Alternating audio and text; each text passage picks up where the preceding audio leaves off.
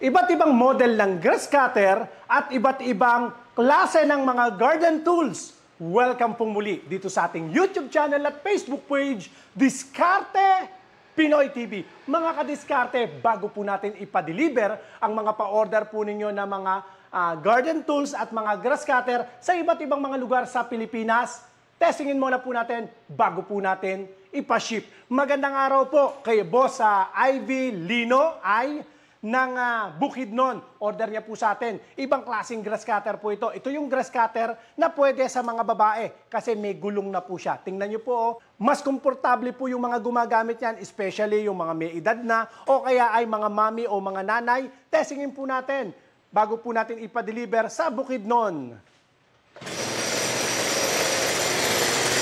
May kasama po yung metal circular blade, may kasama na po yung circular blade, tsaka may kasama na rin pong nylon blade para po yan sa mga mabababa at matataas na rin ng mga damo. Sunod po natin, Boss Michael. Umorder din po sa atin si Boss Michael Makaladlad ng Batangas City. Testingin po natin. Sa mga nagtatanong, magkano po yan? 8,000 lang po sa atin yan. Meron na po kayong grass cutter na 51cc. Imagine niyo 51cc, napakalaki po ng makina yan. May gulong na po. Sa mga interesado, ito po yung ating cellphone number. Kaya sinasabi ko naman po yung presyo po niyan para makapag-canvas po kayo. Ayan, 0917-188-4179, 0922-2049197. Yan po ang ating cellphone number ng Diskarte Pinoy TV. Maraming salamat po. 2 piraso naman po ng grass cutter kay Boss Dato Percy. Ito, regular customer ko na to Lagi kong nababasa to ng Sambales. Magandang araw po, Sir Dato Percy. 2 piraso ng TD40 Kaas.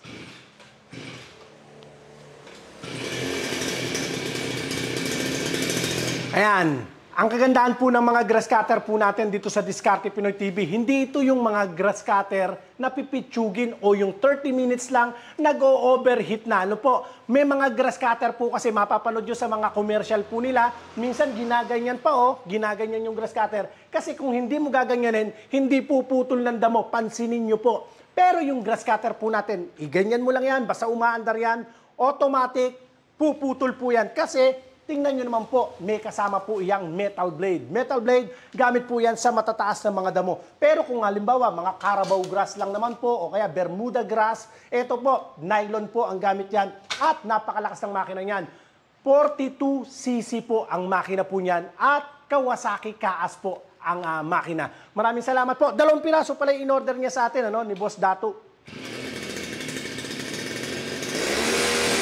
Ito ang bentahan po nila niyan. Bentahan ng iba niyan, 9,000. Alam niyo po kung magkano lang sa atin yan, kaya napakabili po sa atin.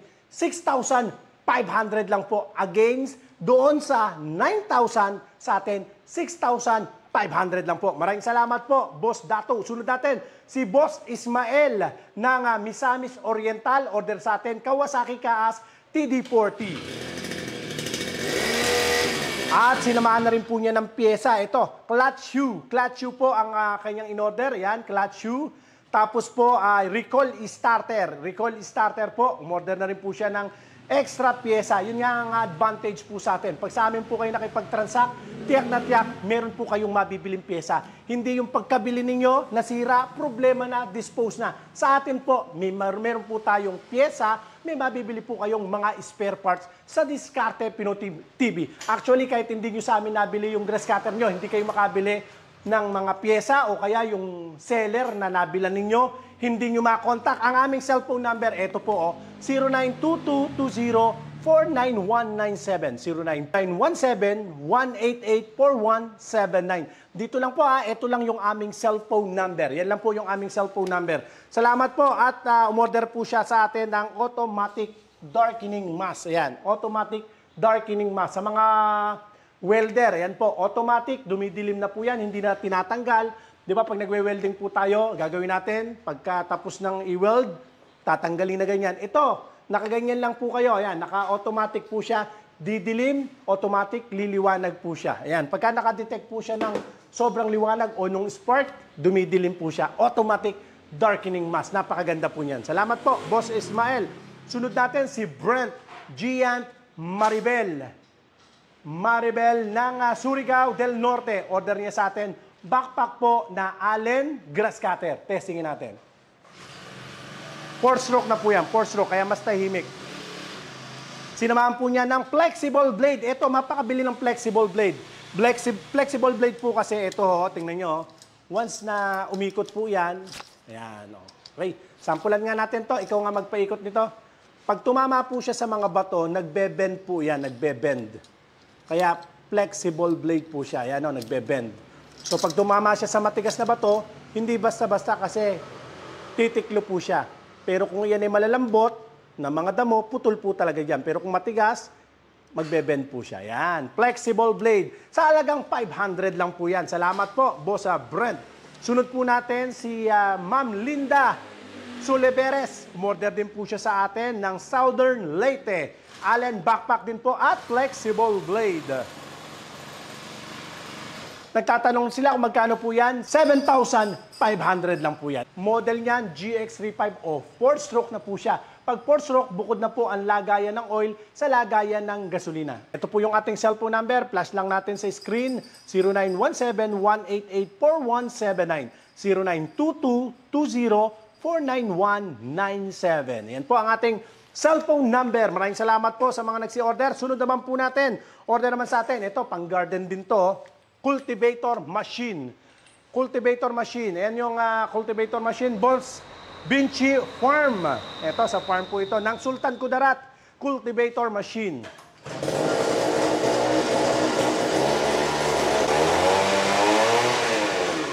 Sa halagang 14,000 lang po, meron na po kayong pambungkal ng lupa. Pakita ko nga po sa inyo yung isang model po natin ng cultivator machine. Tingnan nyo, kaya sabi ko sa inyo, iba't ibang klase ng garden tools ang makikita nyo po sa Diskarte Pinoy TV. Sa mga mahilig pong mag-garden po dyan, pakishare nyo po ang video po natin sa mga kamag-anak o mga kakilala po ninyo na mahilig sa garden tools. Ito, mas malakas to. 150cc. Ito, napakalakas. Ito po kasi ang cc nito, 63cc. Pero sapat po yan para bumungkal. Kaya lang kung gusto nyo po ng mas malakas, ito at 4-stroke, ito tayo. Yan. Okay po. Limited lang po stock ko nito. Konti lang po ang dumating na stock. Kung gusto niyo naman po ng medyo mas malaki, dito tayo. Sa power tiller. Power tiller po natin, 21,500 lang po yan. Pero sa bentahan po nila yan, ha. Sa iba, bentahan po nila yan 29,000. Sa atin, 21,500. Maraming salamat po. Punta naman po tayo ngayon sa generator. Ito, nagkakawalaan na ng kuryente sa ibang mga lugar. Ano po? Testingin po natin itong generator na order po sa atin ni Boss J. Sereno ng Camarines Sur. Ito po yung order sa atin na generator na recoil starter. Yan, ibig sabihin ng recoil starter, dihila po siya. Dihila. Sa may dihila po natin. Dihila, ito. Dihila po yan. At ang kagandaan ng generator po natin, pakita nga natin to, 100% copper wire po yan. 100% copper wire. Kung bibili po kayo ng generator, kahit ibang brand, check nyo po, 100% copper wire. Ito, tinitiyak ko po sa inyo, copper wire po ito. Tapos, meron po siyang AVR, Automatic Voltage Regulator. So, kung may mga appliances po kayo, hindi basta-basta masisira yan. Lalo na yung mga electronics po na mga masiselan. Ayan, kasi automatic voltage regulator po siya. Meron na siya nun. Meron siyang battery charger. Kung gusto nyo pong mag-charge ng 12 volts, pwede po yan. Samantalang ginagamit yung generator nyo, pwede na rin po tayong mag-charge. Tapos, eto, maganda to, AC breaker. Once na may nag-short sa ating appliances, sa mga saksakan natin, halimbawa, mali po tayo ng saksak, babagsak po ito, para hindi siya mag-supply ng kuryente, maiwasan po nating masira o masunog yung ating mga gamit at protektado po ang inyo pong generator. Dalawa na rin po yung kanyang socket. Tingnan nyo po, sa pamamagitan ng 220 volts. Yan po. Yan talaga ang gamit sa Pilipinas at 60 Hz. Saktong-sakto po ito. Lapat na lapat po yan dito sa Pilipinas. Kung ano yung mga appliances po natin, yan. Sakto po yan. Mahirap yung gagamit po kayo ng generator, hindi pala kapat ng mga kasangkapan natin sa Pilipinas. Ito po, saktong-sakto po yan. Talagang nakadesign pang Pilipinas po yan. Maraming salamat, Boss J. Testingin na po natin yung order po ninyo. Okay.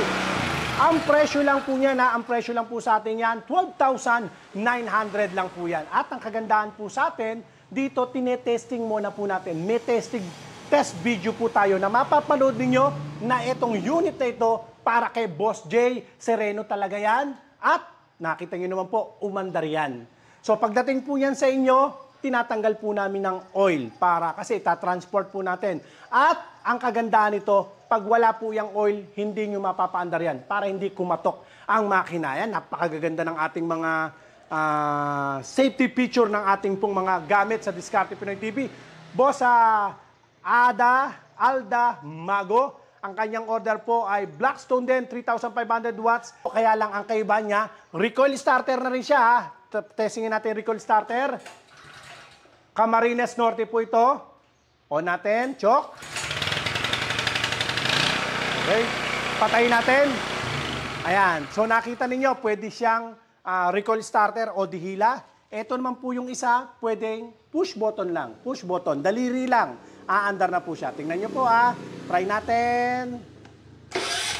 Andar na. Okay. Maraming salamat po. Ang presyo lang po nito, 15,500 lang po. Mas mahal lang po dito sa recoil starter. Pero parehas lang po sila na copper wire. Ang kinaibahan lang po, pwede siyang push button. Especially kung babae po ang gagamit, okay na okay po yan na push button po. Boss Art J.R. Tolentino, order sa atin, high pressure washer. High pressure washer po natin, pwedeng nakasawsaw lang po siya sa balde. Ito po, Ayan, nakasawsaw lang siya sa balde. Sawsaw natin to at gagana na po siya. Try natin. Ayan. Pwede siyang pointed. Pwede po siyang nakabuka, ayan. Pwede rin man po siyang pointed. Lakas. Ayan, Okay po. 3,600 lang po yan. Maraming salamat si Art J.R. Tolentino. Sunod po natin, welding machine naman po tayo. Tingnan niyo po yung welding machine natin. Napakaliliit lang ng welding machine natin. Pero alam nyo, 300 amperes na po yan. Yung 300 amperes na yan, diretso na lang po sa saksakan. Tingnan niyo po, ito lang yung saksakan. Napakanipis lang po ng ating outlet. Kasi naman, hindi po yan kalakasan sa kuryente. Unlike ng ibang mga welding machine, kinakailangan pang itap sa kontador. Ito hindi. Saksakan lang po yan. Diretso sa saksakan, hindi kukurap ang ilaw kasi matipid po siya sa kuryente pagka-inverter na welding machine. Try nga po natin ang welding machine po natin na order sa atin ni Ma'am Edna Lobetos ng Tagbilaran City. Testingin natin. Okay, napakalakas. Adjustable po yan. Pwede yung hinaan ng konti. Ang kagandahan nito, pag magwe-welding po kayo sa mga sa taas, bit-bitin na lang po siya. Hindi na yung kailangan mo pa ng mahabang wire. Hindi, ito, dadalhin nyo na lang po. Ayan, kagandahan po yan. Madali siyang bit-bitin. Boss Alvin Guera ng Quezon Province sa Chaong. Order niya po sa atin, welding machine din. Ito naman po yun sa inyo. Boss Alvin Guera. Okay, testing na okay na yan. At ito po yung talagang maipagmamalaki po sa inyo, Dongcheng na angle grinder. 100% copper wire na angle grinder, talagang heavy duty. Mga kliyente ko po nito sa construction po. Ginagamit sa construction kung gusto niyo ng heavy duty na grinder, Dongcheng po tayo. Dongcheng, 100% copper wire na heavy duty na angle grinder. Testingin natin, boss. Okay, salamat po. Sunod natin si Boss Eric Sava. Dongcheng din po na angle grinder. So, pwede po siyang lagyan ng cutting disc, pwede siyang pan-tiles, pwedeng sa granites, ayan, pwede rin pong panghasa. Boss Eric Sava ng Aklan.